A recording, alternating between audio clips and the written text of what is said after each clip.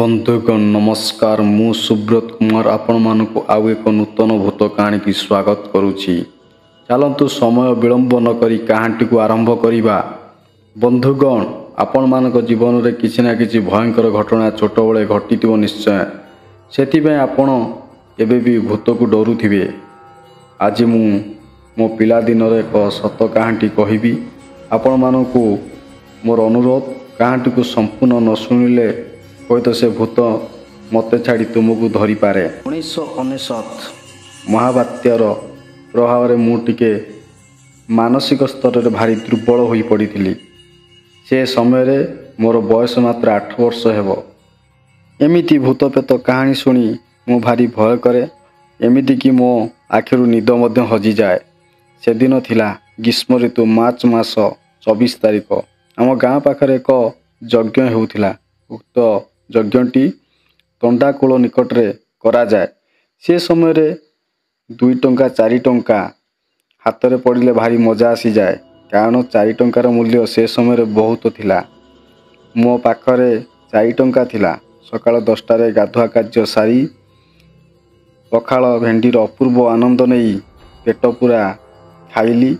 मोर 2 सांग टिपुनी जलिया मो पिला दिनर सांग, आमे 3 जन जाक भारी गध थिलु। सेतिपाई अन्य मानक ठरे आमे टिके भिन्न थिलु। आमर बंधुत्व एते निबिड़ जे ताहा वाक्य रे वर्णना करा जाई न पारे। से जा भी होना कहीं आमे 3 जन मिसी यज्ञ को बाहरिलु। यज्ञ रे पहुँचु पहुँचु पाखापाखि दिन 12टा होई गला। समुद्र कूल रे बहुत मजा कलु। भारी भल लगी थाए, सते जेपरी सरग सुख मिली जाइए आम मानकु। तापर मु गोटे बॉल नहीं थिली। उक्त बॉल आमे परस्पर को ड्राइव कैच कराउथिलु। हठात खेलु खेलु बॉल टी सीधा जाई मो डाहाण पट गाल रे बाजिला। मते भारी कष्ट लागिला। तापर मु आउ तांको सह न रही जनगहली भितर को गली। समय 3टा हेबो। मते भोक लागिला। मु प्रथमे 50 पैसा रे 5टी काकुड़ी एक दुकान रु खाइली। आ 50 पैसा रे 5टी बेलून किनी खेलिली। खेलु खेलु समय 5टा हैला। मोर 2 सांग मते कहिले, किरे आज घर को जीवनी कि? मु कहली तुमे जाओ, मु परे जीवी। तापर से माने घर को चली गले। मु खेलु थाए। अंधकार धीरे धीरे होई आसुथिला। किछि किछि लोक घर को फेरु थांती। मु भाबिली बहुत लोक अछंती। तापर मु आउ टिके खेला खेली कली। तापरे तरभुज किनी खाइली। घर पाई आउ 2 टंकारे सोला मटर बादाम किनी आनिली। तापरे भाबिली आउ किछि एठी बुलाबुली करिबा, तापरे घर को जिबा। समय पाखापाखि 9टा हेबो। मु देखिली किछि लोक माने घर को जाउछंती। मु भी सेमानक सह घर को बाहरली। खरा दिन, बिलबाड़ी सब सुखी जाई थाए। बिल बाटे सेमाने सबु जाउथिले। मु मध्य सेमानक सहित चलिली। मु देखिली जे सेई लोक माने अन्य एक गाँर लोक, सेमाने अन्य एक बाटरे चली गले। मु एका होई गली। तथापि मनरे भय न थाए। आगु को चलिली। किछि बाट गला परे गोटे धला कुकुरटी देखिली। से मु आगे आगे चलुथिला। तापर किछि बाट गला परे जोरे दौड़िबाकु लागिला। आउ से किछि समय परे दृष्टिगोचर आउ हेला नाही।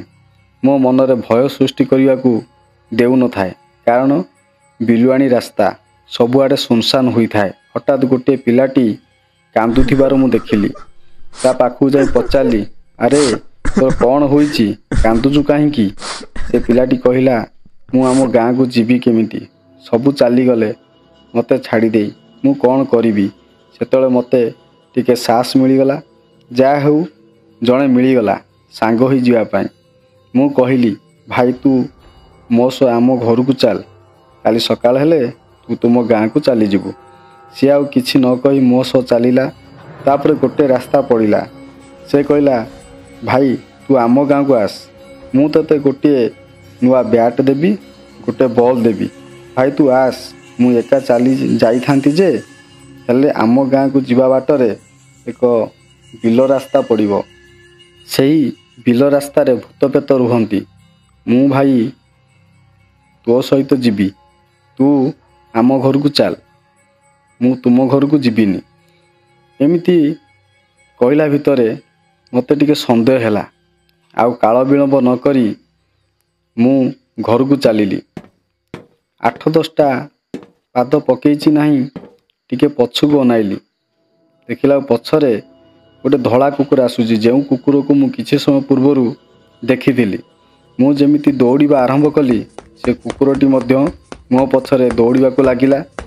एमिति भितरे मु आम गाँ को प्रवेश कली। आम घरटी गाँर सर्वप्रथम पड़े। मु सीधा सड़क जाए आम घरे पशिगली आ कबाट देदेली। आ घरे समस्त को ये विषय मु जणाइदेली। तापर दिन ठारू मु केबे भी कुआड़ एकाटिया जाए नाही। आशा करछि आपण मानकू ये कहानी बहुत भल लगी। भल लगी लाइक करिवे, शेयर करिवे, सांगसाथी मानकू शेयर करिवे। रोहुछि धन्यवाद।